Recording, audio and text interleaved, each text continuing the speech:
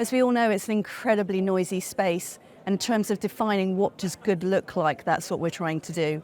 We want to show how the industry is doing relative to that. And to be honest, it's welcomed. For financial institutions themselves, it holds up a mirror so they can see how they're doing relative to what we think good looks like. For those in the financial system, it helps them look at their peers and to see whether they're ahead or whether they're behind. And importantly, empowers people in sustainability teams.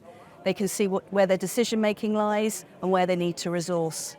But also it's wider than that. We have policymakers and regulators that use benchmarking to identify where the market forces are working and where they're not working and where they need to intervene. And importantly as well, it brings in other stakeholders. We've got very low levels of trust at the moment, and the idea of having a benchmark that other stakeholders that are non-traditional to finance can see how the systems are doing, and it creates a framework for discussion.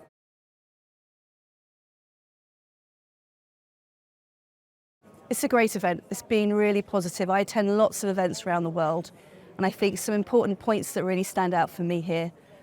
Importantly, you've got the right people in the room, and I think the access you've got with senior people in here, and you do have, I congratulate you, bringing civil society in this year, more of a presence, so the interaction is really strong. And I can feel a real cutting through of the noise to make sure that the questions that are asked and the answers have meaning.